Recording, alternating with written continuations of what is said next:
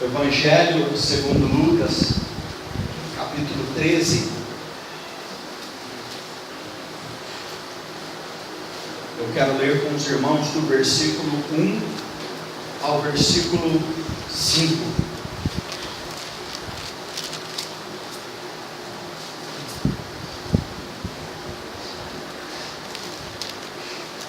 Naquela mesma ocasião, chegando alguns, falavam a Jesus a respeito dos galileus, cujo sangue Pilatos misturara com os sacrifícios que os mesmos realizavam. Ele, porém, lhes disse: pensais que esses galileus eram mais pecadores do que todos os outros galileus, por terem padecido estas coisas? Não eram, eu vou afirmo. Se porém não vos arrependerdes, todos igualmente perecereis. Ou cuidais que aqueles 18 sobre os quais desabou a torre de Siloé e os matou, eram mais culpados que todos os outros habitantes de Jerusalém? Não eram, eu vou afirmo. Mas se não vos arrependerdes, todos igualmente perecereis. Vamos orar mais uma vez. Senhor, eu te peço que o Senhor fale através da tua palavra nesse momento, Pai. Abra o nosso coração e a nossa mente, para que a voz do teu Espírito fale a cada um de nós neste lugar. Em nome de Jesus. Amém. Os irmãos, ontem pela manhã foi noticiada a morte do Fidel Castro. Você deve ter acompanhado em algum noticiário ontem ou hoje acerca desse assunto. Fidel Castro foi uma referência na Revolução Cubana. Ele, junto com o Che Guevara, conquistaram ali Cuba através de guerrilha. E durante mais de 50 anos, Fidel Castro gerenciou Cuba a mão de ferro. Estima-se que mais de 14 mil pessoas morreram. Mais de 14 mil pessoas morreram por serem inimigos do governo do Fidel Castro. Então, no meio das notícias, eu estava vendo na Globo News uma câmara lá em Miami, na Flórida, lá nos Estados Unidos, com vários cubanos fazendo uma festa. Alguém viu a festa dos cubanos pela morte do Fidel Castro? Oh, que bom! E no Facebook, várias pessoas falando: já foi tarde, vai morrer abraçado com um capeta e tudo mais. Você deve ter visto ou até entrado no meio da discussão. A grande questão é: o Fidel Castro é pior do que nós? Provavelmente a maior parte de nós vai falar assim: você já mandou matar alguém? Se você mandou, não fala, viu?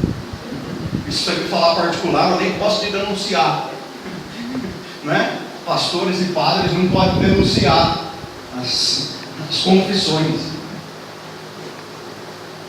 Nós não participamos de guerrilha. Provavelmente a nossa vida foi uma vida pautada no caráter, em coisas boas. Olha, meus pais me ensinaram a fazer isso, a fazer isso, a fazer isso. Se você é aluno da escola dominical da igreja, você deve ter ouvido a sua vida inteira: ofereça outra face, vai lá, anda outra milha, ame. Nós falamos isso hoje pela manhã: ame muito. Então, num senso de justiça próprio, a nossa resposta para o Fidel Castro era pior do que a gente? Sim. A não ser que você seja comunista, né? Goste ali da esquerda comunista. Mas a grande verdade, meus irmãos, é que diante de Deus, o Fidel, o Alan, o Marcos, a Cristina, o Guilherme, são todos iguais. Diante da justiça implacável do santo, quem de nós aqui poderia se colocar numa posição dizendo assim: não, eu não mereço ser condenado, não mereço ser condenado. Eu, desde pequeno, eu aprendi na igreja, e as professoras botavam medo na gente, que no dia que Jesus voltasse, ia ter um tribunal. Você já ouviu a história do tribunal, né? Vai ter um tribunal e vai colocar um filme da sua vida. Já contaram essa história para você? Vai passar um filme da sua vida, e lá nesse filme da sua vida vão te avaliar o que você fez. Se você fez coisas boas, vem para cá, brother. Vem para cá, irmão presbiteriano. Se você não fez coisa boa, vai para lá. Eu ouvi essas histórias várias vezes, e eu tinha um medo de Deus. Eu tinha um medo de Deus, porque imagine um tribunal que o cara condena mais que o Sérgio Moro, não é? Passou um filme ali, fez alguma coisa errada, vai para lá. Então eu cresci dentro da igreja acreditando de que, afinal de contas, eu precisava viver uma vida reta, direita, correta. Eu precisava tomar atitudes certas, senão Deus iria passar um filminho da minha vida e toda a humanidade ia ver o filminho da minha vida. Imagine a demora desse tribunal, passar a vida do Metusalém. Imagina, na hora que passasse a vida do Metusalém lá, nós tínhamos que dar um descanso, né? Então nós crescemos muitas vezes com esse senso de que, sendo bom, Deus me quer, sendo ruim, Deus não me quer.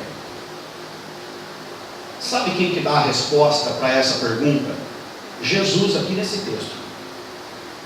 Esse texto aqui é uma resposta clara do que Jesus falaria do Fidel, do que Jesus falaria do Saddam Hussein, do que Jesus falaria do Hitler, do que Jesus falaria de qualquer outro grande dominante que já passou aqui pela terra. A resposta de Jesus aqui nesse texto é bem clara, é bem clara. O ser humano merece o pagamento dos seus erros, sim ou não? Foi mais ou menos isso que perguntaram para Jesus. Pense bem, o que está acontecendo aqui? O Pilatos, um cara ruim, começou a misturar sangue humano com sangue de animais para oferendas. Começaram a sacrificar humanos como uma oferenda às suas divindades. Era isso que estava acontecendo aqui. Os discípulos chegaram para Jesus e perguntaram: Jesus, será que isso não está acontecendo porque eles merecem? Provavelmente Pilatos pegou uma raça meio ruim, falou assim: eu vou misturar esse povo aqui no meio dos sacrifícios. Então os discípulos chegam para Jesus e indagam dele: será que isso que está acontecendo não é porque eles merecem tal castigo?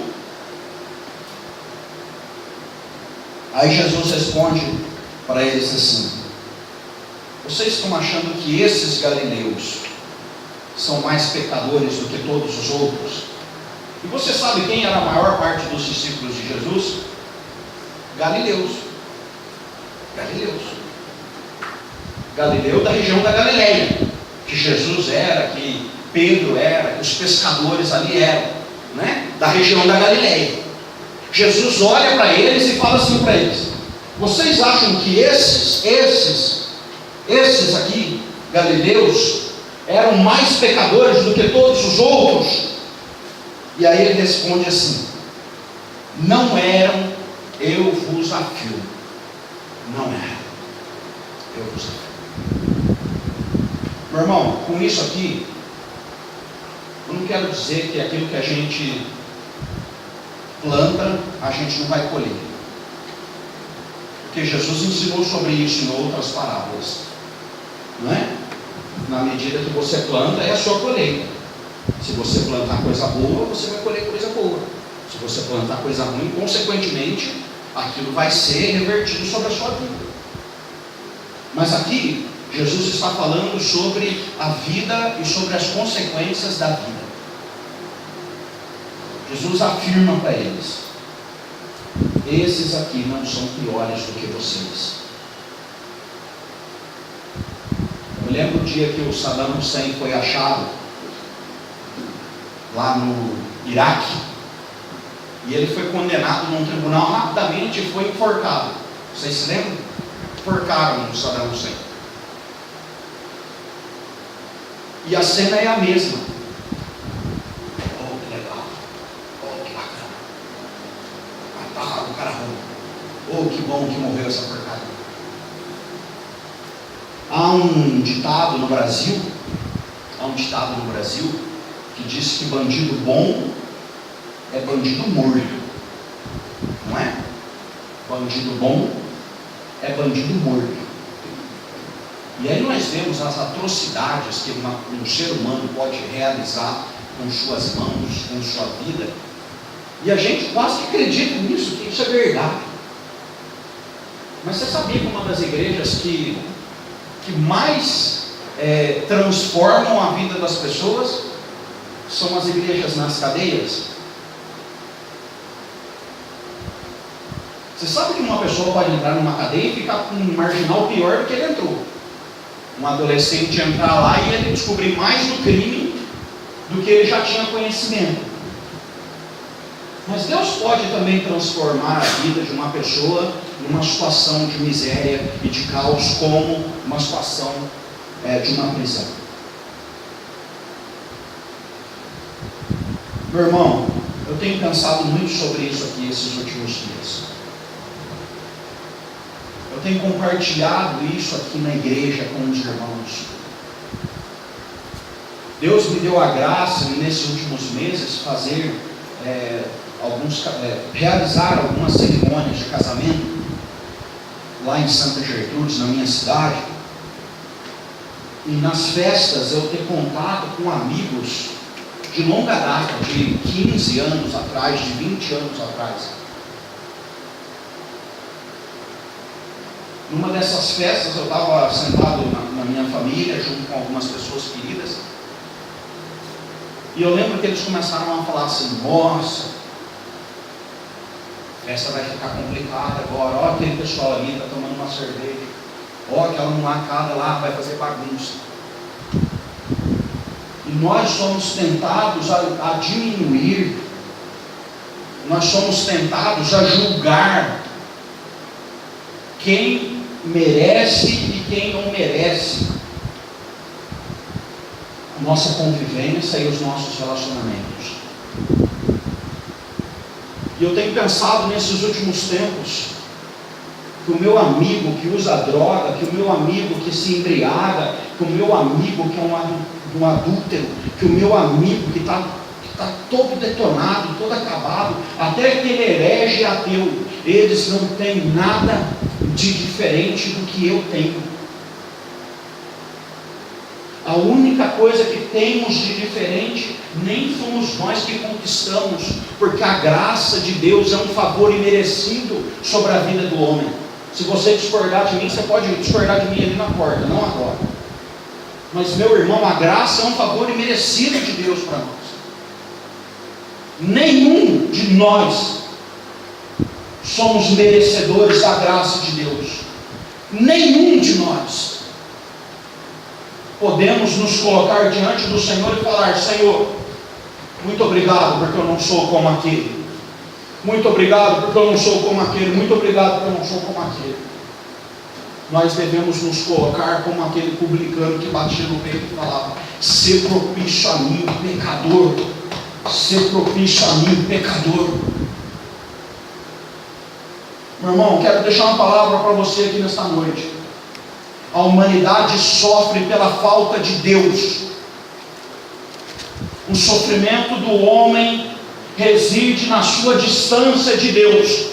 E se hoje nós estamos perto de Deus, é porque Deus olhou com seus olhos de graça e amor para nós e nos resgatou. Hoje a nossa vida podia ser uma vida miserável, nós podia estar aí na pior, mas um dia Deus olhou para mim e para você e nos resgatou do império das trevas e nos transportou para o reino do Filho do seu amor.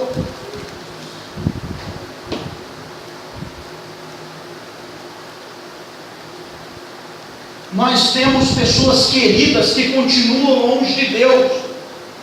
E quantas são as vezes que nós colocamos a conta nas costas dessas pessoas? Está dando tudo errado, porque não quer isso, não quer isso. Meus irmãos, cabe a nós nos curvar diante do Senhor e testemunhar o Evangelho da graça, porque eu creio no Evangelho.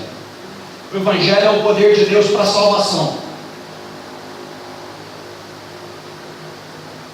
Infelizmente a Igreja Presbiteriana do Brasil está semeando pouco. Nós estamos semeando pouco. Nós estamos pregando pouco o Evangelho da graça. Não somos nós que convencemos, mas somos nós que pregamos. Como crerão? Como crerão se não há quem fale? Não é isso que a palavra de Deus fala? Como crerão se não há quem pregue? Está perdido. Foi Deus que quis assim. Meu irmão, mas como crerão se não há quem pregue? Como ouvirão as boas novas se aqueles que receberam uma boa notícia não estão partilhando essa boa notícia? Jesus fala assim: eles não são piores do que vocês.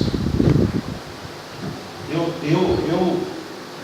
não tenho problema nenhum de falar disso, porque eu sei que eu sou um miserável, um pecador. Eu sei que a graça de Deus é escandalosa. A graça de Deus é capaz de derrubar a podridão do homem. Deus é capaz de chegar no pior e transformar o pior em alguém amável e aceitável.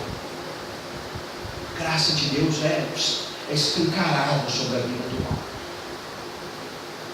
E aí Jesus continua o diálogo com aqueles irmãos, dizendo assim: eles não são piores que vocês. Se porém não vos arrependerdes, todos igualmente perecereis. Jesus condiciona o arrependimento à transformação da realidade da vida do homem. E ele continua o diálogo aqui no versículo 4, dizendo assim: ou cuidais que aqueles 18 sobre os quais desabou a torre de Siloé e os matou eram mais culpados que todos os outros habitantes de Jerusalém? Deve ter acontecido algum desastre naquele tempo, nessa torre. A torre caiu e matou 18 pessoas. O burburinho que deve ter rolado ali deve ser o seguinte: devem ter merecido tal coisa. E aí Jesus fala para eles: vocês acham que eles são mais culpados do que todos os outros de Jerusalém? E aí Jesus mesmo responde: não eram, eu vou afirmo, mas se não vos arrependerdes, todos igualmente perecereis. A humanidade está contaminada com a podridão do pecado. Está contaminada. Eu não creio na salvação universal do homem. Todo mundo vai ser salvo. Isso não é bíblico. Isso não tem o mínimo fundamento bíblico. todo mundo vai ser salvo. Eu já ouvi muita gente falando isso. Todo mundo vai ser salvo. Há uma condição clara nas Escrituras: se arrepender diante do Filho de Deus. E como a pessoa se arrepende? Se não há quem pregue a palavra de Deus. O Evangelho é poderoso para transformar a vida do homem. É poderoso. Meu irmão, minha irmã, eu quero te desafiar a refletir sobre isso. Como nós estamos nos portando com o Evangelho da graça? O que nós estamos fazendo com a boa nova da salvação? Qual é a realidade que a igreja vive hoje? De olhar para esse texto aqui e se importar com aquela pessoa que está ao nosso redor, está sofrendo longe do Senhor. O dia de hoje foi um dos piores dias que nós vivemos lá na nossa casa. O vizinho da frente é palmeirense. Foi horrível. Foi horrível. Se todo dia for igual hoje, nós estamos lascados. Vou torcer para o Palmeiras perder daqui para frente. Porque ganhando está horrível. O menino começou a estourar a bomba desde manhã. Bomba, estoura bomba, rojão, e grita, e xinga todo mundo. Eu nunca ouvi tanto palavrão na minha vida como hoje. Aquele ambiente hostil, sabe, aquela coisa horrível. De vez em quando dá vontade de pensar assim: nossa, tomara que estoure uma bomba dessa no pé dele, né?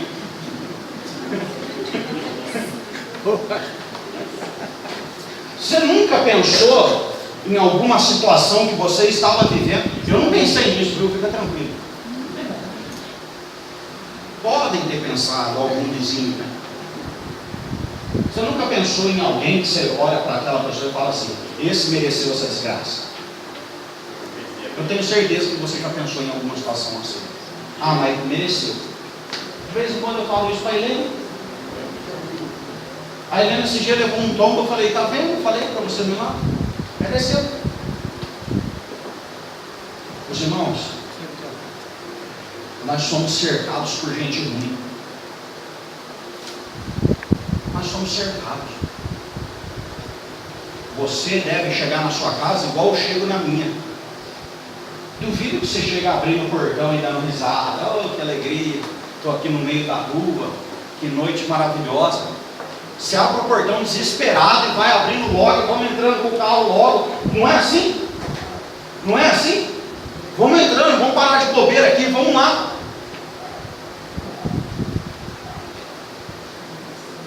Existe um conflito muito grande dentro da igreja cristã. Eu tenho visto muitos pastores se levantando e amaldiçoando aqueles que vão contra o seu ministério. Eu já vi pastor jogando praga: se você for contra o meu ministério, você vai morrer. Tomara que você caia. Vai acontecer isso com você, sua boca vai ficar torta. É sério. Liga a sua televisão e começa a ver esses televisivos aí. O que eles estão falando para os adversários deles? Está jogando todo mundo lá para baixo. Infelizmente a igreja evangélica brasileira tem se tornado arrogante, meus irmãos. Arrogante. Eu já contei a história para os irmãos aqui, talvez alguns aqui não ouviram. Pastor Abelardo, ele era padre, se converteu no presbiterianismo e foi ordenado pastor lá no meu presbitério Claro. E aí ele tinha um trabalho fantástico com caminhoneiros, prostitutas, travestis. Ele tinha um trabalho maravilhoso em estrada. A igreja presbiteriana de Belo Horizonte ficou sabendo que o pastor Abelardo trabalhava com esse grupo de pessoas e chamou ele e falou assim: nós queremos que você evangeliza essas mulheres que fazem ponto aqui na porta da nossa igreja. Vamos evangelizar essas mulheres aqui. E eu não sei o que aconteceu, que deu certo. Eu sei, né? Deu certo o negócio. Agora nós vamos precisar. Nós vamos precisar acolher as irmãzinhas. Mas aqui não, né? Vamos mandar elas lá para outro bairro lá. E abriram uma igreja para as irmãs, para mandar elas embora. A igreja evangélica brasileira tem se tornado orgulhosa. Os irmãos, infelizmente nós estamos discriminando as pessoas. Nós estamos fazendo distinção desse e daquele. Está todo mundo bem vestido aqui hoje. Está todo mundo bem vestido. Mas podia não estar. Nós estamos fazendo distinção das pessoas. Nós estamos selecionando quem nós estamos pregando. E aí eu fico preocupado porque nós selecionamos tanto. Nós selecionamos tanto, que não somos úteis para ninguém. Porque não está aparecendo ninguém aqui. Se pelo menos nós falasse assim, não, pastor, nós não estamos pregando para aquele grupo lá, mas esse aqui nós estamos pregando. Não está acontecendo, meus irmãos. Nós estamos tentando enganar quem? Essa que é a verdade. Está aí, está todo mundo crescendo, está todo mundo indo, um monte de gente falando uns absurdos e as igrejas crescem. E eles ficam bravos. O pastor leva a maquininha lá para passar o dízimo, mas a igreja está cheia. O pastor faz isso e faz aquilo, mas a igreja está cheia. E nós? Não tem maquininha, não tem unção estranha, não tem isso, não tem aquilo, mas nós estamos testemunhando ou não? Eu já disse aqui, irmãos, uma boa notícia é dura demais de ser guardada. Quando acontece alguma coisa boa na minha vida, eu pego meu telefone e eu ligo para as pessoas que eu amo.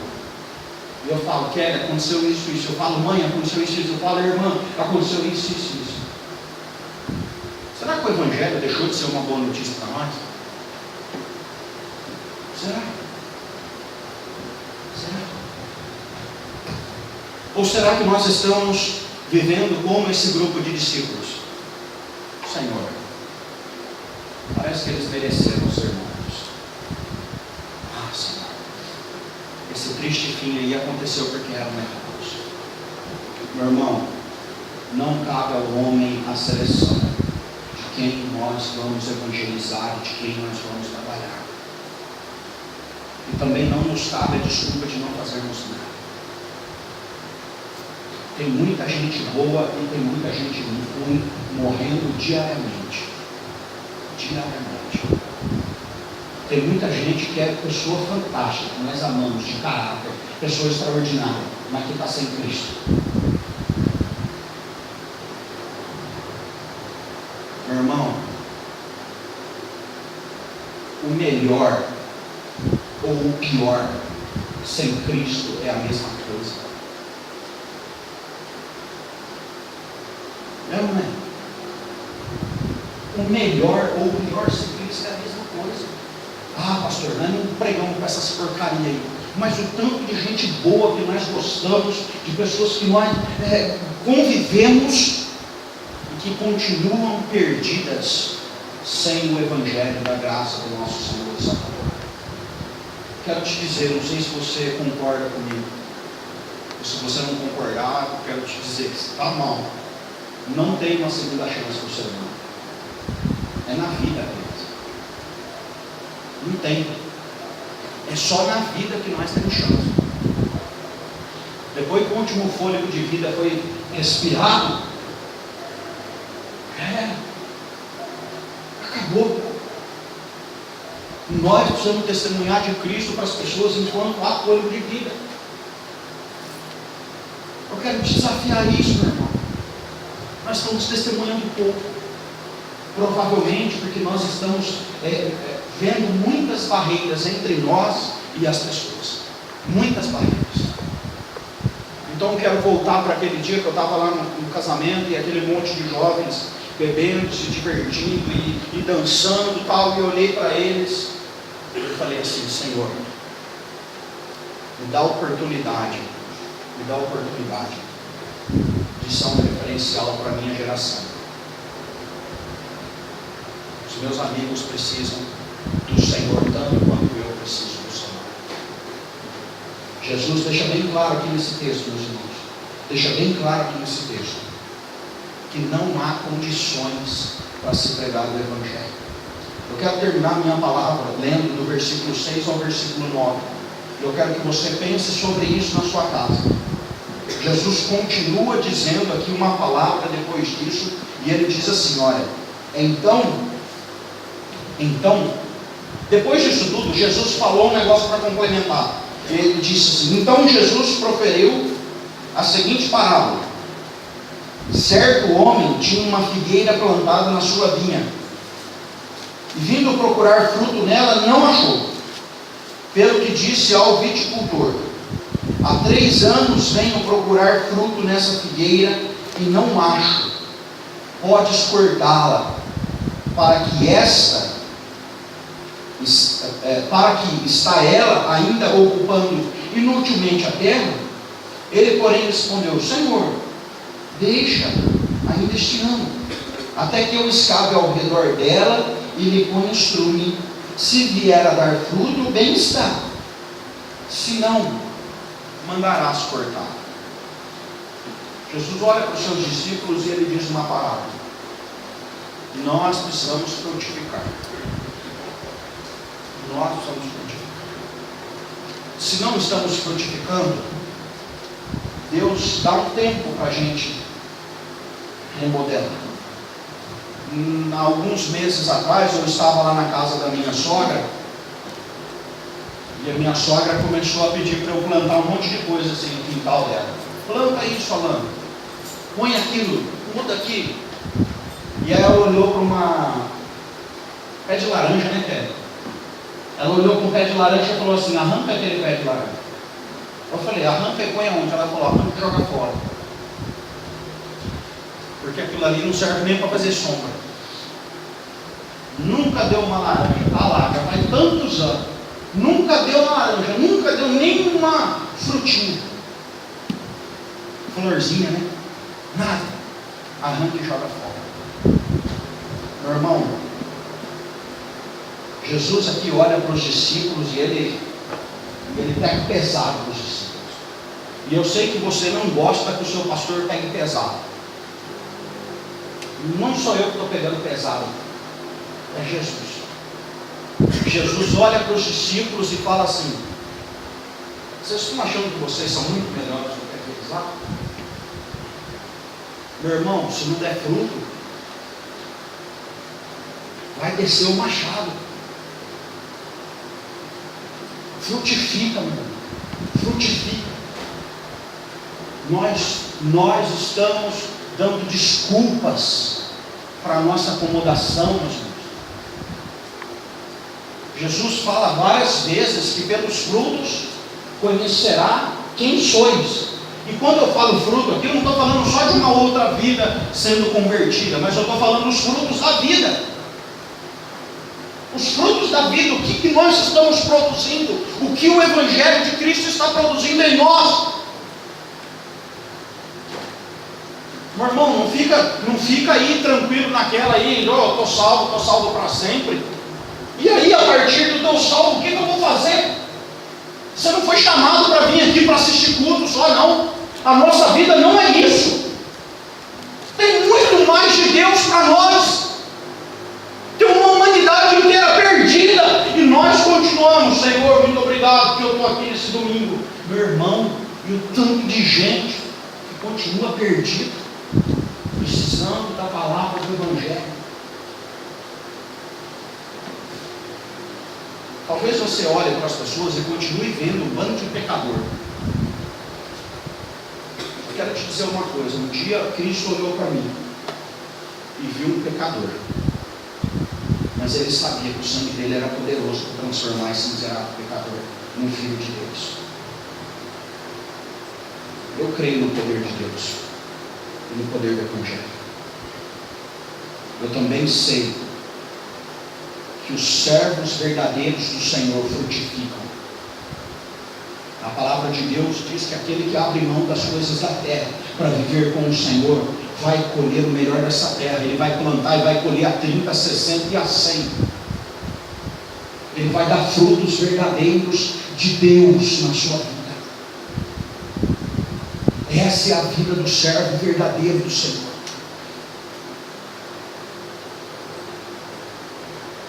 Gostaria de orar por você, por mim, por nós nessa manhã.